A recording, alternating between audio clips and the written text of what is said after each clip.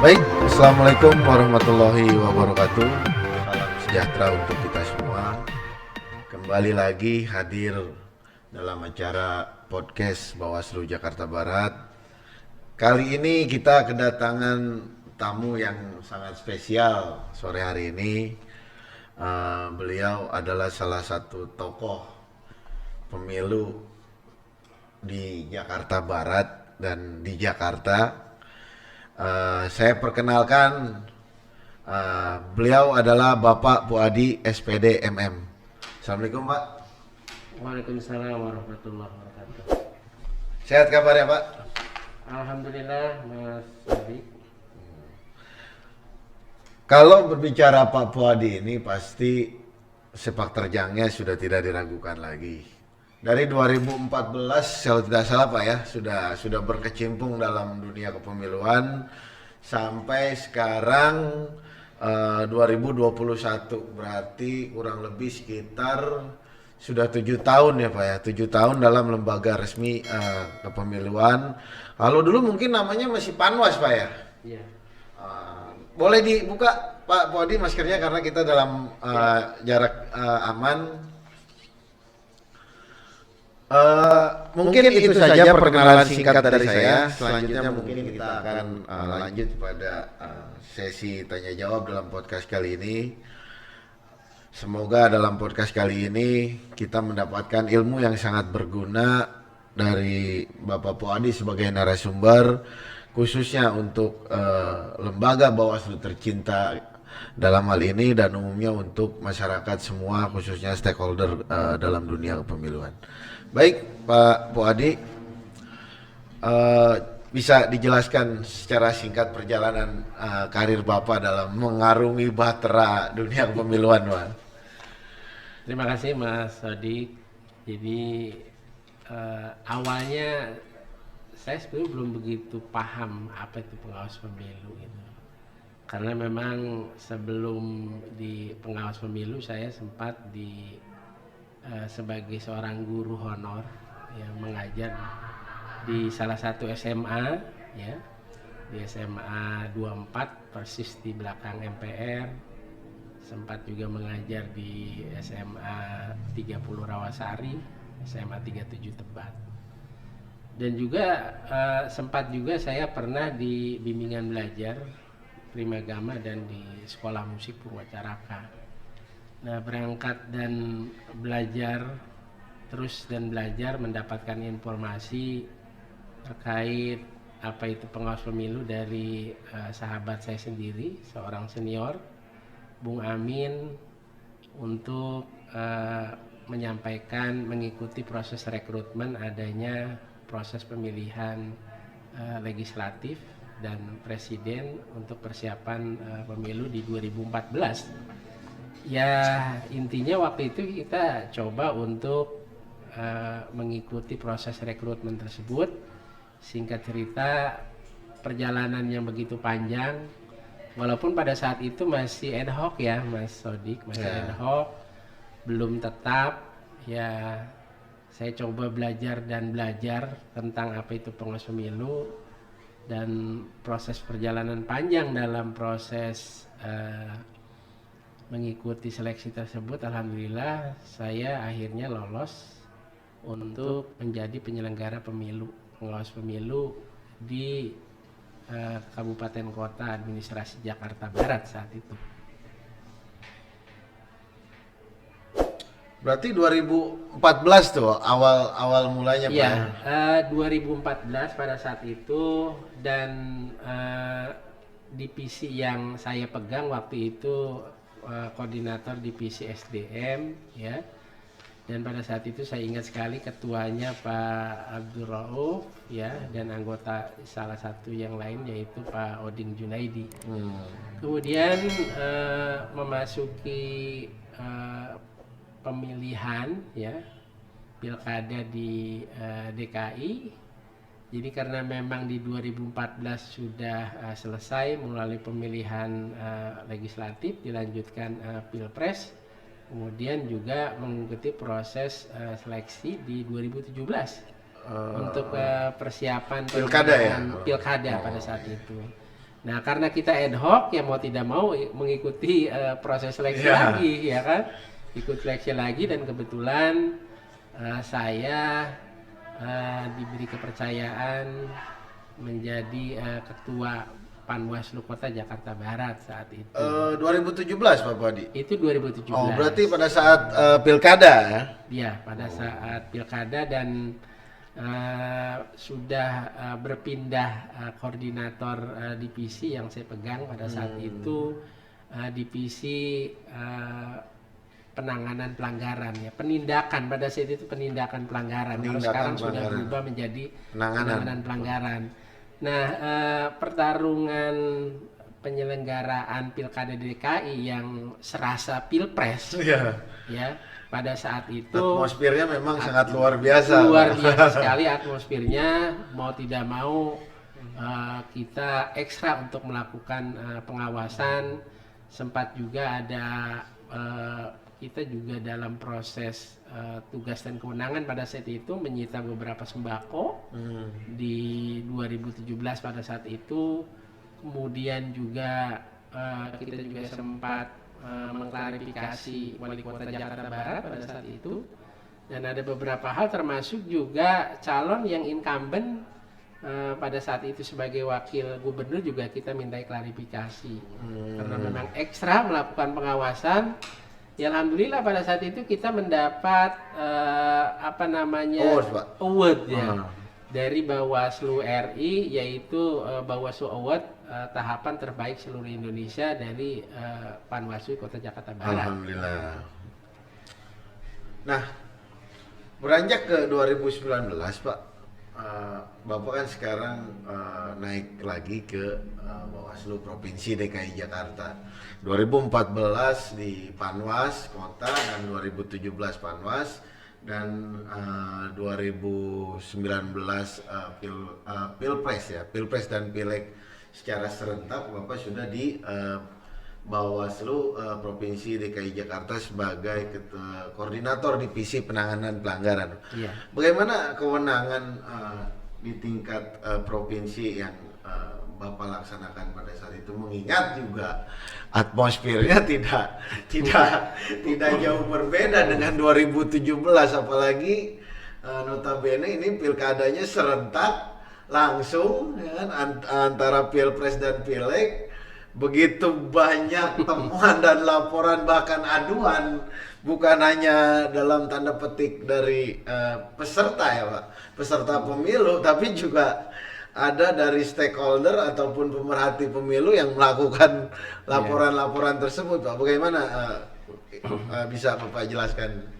Ya, yang pertama pada saat pemilu di 2019 ya memang pada saat itu juga pasca Pilkada DKI tidak lama kemudian kita ikut seleksi persiapan untuk pemilu 2019. Tentunya apa yang kita lakukan harus sesuai dengan koridor perintah undang-undang itu sendiri. Pemilu di 2019 tentunya regulasi yang dipakai Undang-Undang Nomor 7 Tahun 2017. Nah, Undang-Undang 2017 ini merupakan satu kewenangan yang luar biasa yang diberi mandat amanah kepada penyelenggara terutama pengawas pemilu ya, dengan kewenangan yang luar biasa itulah tentunya kita dalam menangani penanganan pelanggaran itu tentunya harus sesuai dengan mekanisme dan prosedur yang ada. Kita tidak boleh keluar dari koridor itu. Kemudian juga dalam proses kewenangannya tentunya kita juga menggunakan ya pastinya prinsip-prinsip penyelenggaraan. Bagaimana prinsip penyelenggaraan yang jujur, kemudian yang adil, akuntabel, ya profesional dan sebagainya. Kalau misalkan pengawas pemilu terutama di luar dari kewenangan konsep-konsep penyelenggaraan, prinsip-prinsip penyelenggaraan itu tentunya ini bahaya buat penyelenggara pemilu gitu loh. Nah, di dalam penanganan pelanggaran di 2019 itulah yang kemudian banyak pintu-pintu, baik pintu temuan maupun pintu laporan yang kita tindak lanjuti dari laporan terhadap penanganan pelanggaran itu sendiri. Karena memang kebetulan pada saat itu saya diberi amanah sebagai koordinator Sentra Penegakan Hukum Terpadu di Bawaslu DKI. Kemudian juga diberi amanah tersebut sebagai Koordi Penanganan Pelanggaran, yang kemudian ini merupakan satu leading sektor ya terhadap apa yang disebut adanya dugaan pelanggaran itu sendiri. Apa suka duka dan tantangannya Pak, mengingat kalau kita bayangkan dan bagaimana berita yang kita saksikan bahwa hampir berapa ratus yang meninggal, ya kan, pengawas TPS, dan kita ketahui sendiri bahwa penyelenggara pemilu di Republik ini kan ada 3 Pak, ya kan, KPU, Bawaslu, dan DKPP. Antara tugas KPU dan Bawaslu ini pada saat hari H hampir sama lelahnya nih Pak, hampir sama tantangannya, hampir sama dinamikanya, karena semua baik penyelenggara, baik peserta maupun rakyat, ekspektasinya itu begitu besar terhadap Bawaslu gitu loh Pak. Nah, pertanyaan saya, apa suka duka dan tantangan yang Bapak hadapi pada saat Pilpres dan Pileg 2019 kemarin? Iya, banyak sekali ya suka dukanya. Yang terpenting adalah apa yang menjadi satu kewenangan kita, karena Bawaslu itu kan kita punya moto juga ya. Moto kita itu bersama Bawaslu, bersama rakyat pemilu, bersama Bawaslu tegakkan keadilan pemilu. Nah, apapun yang menjadi satu langkah sebagai penyelenggara yang menjalankan kewenangan, tentunya sudah harus siap dengan segala resikonya. Pengawas pemilu itu dia harus lebih pintar daripada orang yang diawasi. Yang diawasi itu tidak hanya peserta pemilu pada saat itu. Yang diawasi adalah termasuk penyelenggara pemilu itu sendiri gitu loh. Banyak suka dan duka ya, dan banyak juga selama di penanganan pelanggaran pemilu 2019, yaitu ada beberapa temuan-temuan, ada beberapa laporan-laporan masyarakat yang kemudian pada saat kita menangani penanganan pelanggaran, kemudian juga mengklarifikasi para pejabat-pejabat, para petinggi di negeri ini yang ketika ada laporan kita wajib ditindaklanjuti. Nah, di situ banyak suka dukanya gitu loh, karena kita bersama kepolisian dan kejaksaan pada saat itu. Siapapun tanpa pandang bulu ya, siapapun orangnya, kesamaan di dalam hukum ya, tentunya pada saat laporan itu adanya laporan dari masyarakat, sepanjang memenuhi ketersyaratan formil material ya kita tindak lanjuti gitu loh. Walaupun ada beberapa pejabat-pejabat ya, ada anggota MPR, anggota DPR yang kemudian ada laporan kemudian kita tindak lanjuti pada saat itu, walaupun memang dengan kelembagaannya masing-masing ya, dengan undang-undang MD3-nya apabila memanggil pejabat tuh harus izin presiden dan sebagainya.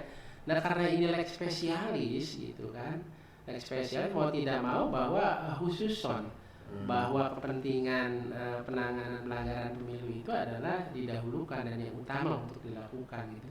Dan dalam proses itu pastinya banyak sukanya, dukanya, artinya memberi suatu pembelajaran buat penyelenggara pemilu untuk apakah ada intervensi dan intimidasi Bang Pak? Ya, tentunya yang Bapak alami nih ya, 2019. Intervensi sudah pasti ada ya. Ada beberapa WhatsApp, pesan-pesan kabar burung lah masuk ya.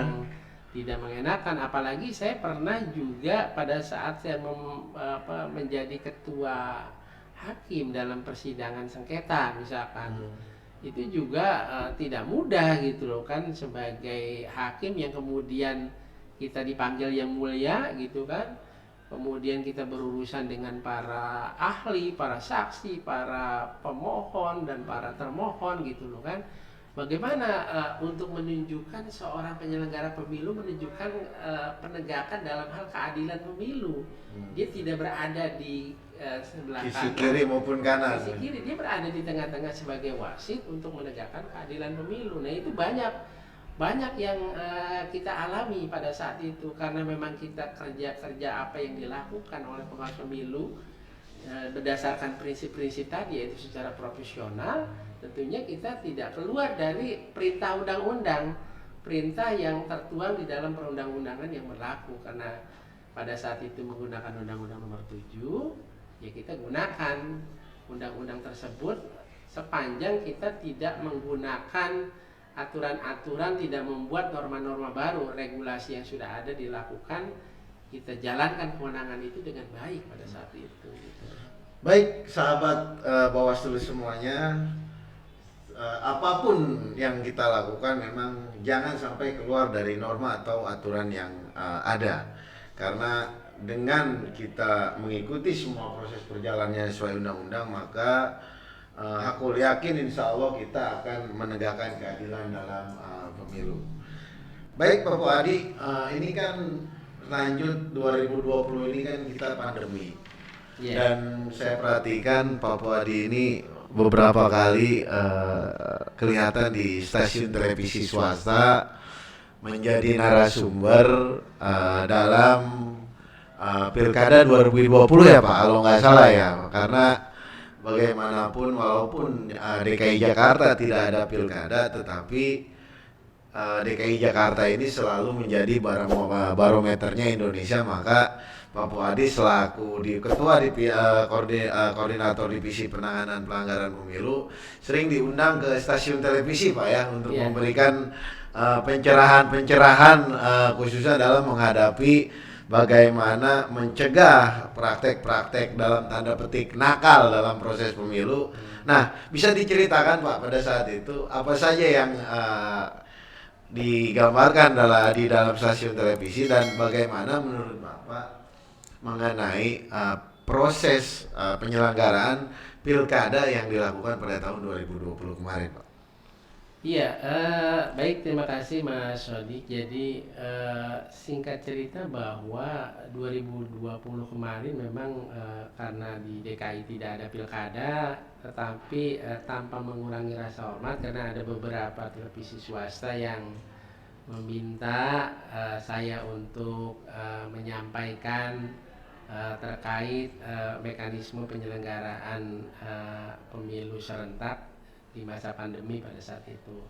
Ya, saya sudah sampaikan bahwa DKI memang tidak ada pilkada, tetapi karena ini merupakan satu amanah, diberi ruang ya untuk menyampaikan. Karena memang mekanisme yang dilakukan di Bawaslu itu kita mengenal istilah pencegahan, kemudian pengawasan dan penindakan. Saya berikan gambaran bagaimana proses pencegahan itu seperti apa, kemudian pengawasan seperti apa. Apabila di dalam proses pengawasannya diduga adanya dugaan pelanggaran, maka dilakukan proses penindakan. Dan kebetulan pada saat itu tema yang diangkat tentang hari tenang ya. Kemudian juga saya menjelaskan juga tema yang berkaitan tentang politik uang.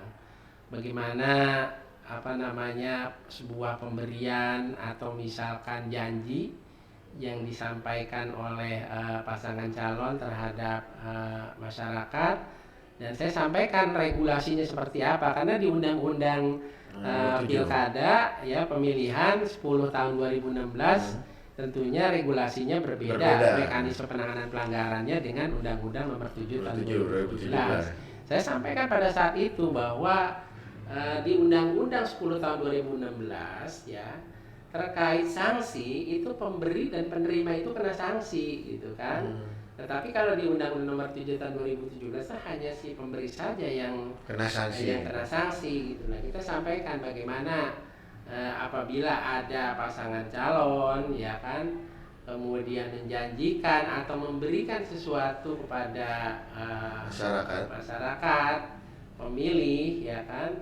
Nah, ini hati-hati ya kan, apabila juga dilakukan pada waktu tahapan hari tenang, karena hari tenang hari di mana tidak boleh ada aktivitas kampanye gitu kan. Nah, itu di beberapa siaran televisi itu saya sampaikan ya, agar pada saat hari hanya itu tidak boleh ada aktivitas tersebut. aktivitas, termasuk juga ada kan banyak ada serangan-serangan Fajar, serangan subuh, serangan isya gitu. Nah, apa yang dilakukan oleh saya ya pada saat itu juga merupakan satu pengalaman pengawasan di Pilkada DKI tahun 2017. Nah, pengalaman itu secara empirik ya saya sampaikan di stasiun televisi tersebut, ya kan, aturannya, regulasinya, kemudian mekanisme penanganan pelanggarannya, pencegahannya mungkin Pak ya. Pencegahannya, ya kan, bagaimana waktu 3+2 itu dalam yang cukup singkat, ya kan, sementara tidak ada upaya-upaya paksa misalkan, sementara di Undang-Undang 7 2017 pun demikian. Nah, regulasi itu saya sampaikan aturannya, ini loh sosialisasi terkait undang-undang tersebut, langkah-langkahnya seperti apa gitu, sehingga nanti semakin melek masyarakat, juga penyelenggaranya juga harus lebih pintar daripada orang yang diawasi, bisa gitu. mengantisipasi lah Pak ya. Iya, jangan sampai ada penyelenggara dia mengawasi tapi dia sendiri yang kebablasan masuk angin, ini bahaya ini, ya kan, buat penyelenggara itu sendiri. Baik Pak Puadi, mungkin ini pertanyaan terakhir untuk Pak Puadi, yakni apa sih yang menjadi harapan Pak Puadi sendiri untuk demokrasi kita ke depannya, wabil khusus mungkin lembaga yang kita cintai ini, Bawaslu, apalagi belum lama kan kita baru milad Pak, baru ulang tahun. Apa harapan Bapak terhadap demokrasi dan Bawaslu ke depan Pak? Iya, yang menjadi catatan adalah kita mengenal istilah demokrasi prosedural, kemudian kita juga mengenal istilah demokrasi substansial. Kalau demokrasi prosedural ya sudah 5 tahun sekali kita melakukan pemilihan atau pemilu serentak dan sebagainya. Tetapi kualitas demokrasi secara substansial itu akan menghasilkan pemimpin presiden atau menghasilkan pemimpin pileg tingkat lokal, ya, lokal yang kemudian yang berkualitas. Prosesnya adalah mekanisme penyelenggaraan dilakukan dengan fair gitu kan, dengan jurdil, menjunjung tinggi, penyelenggaranya harus membangun integritas yang bagus.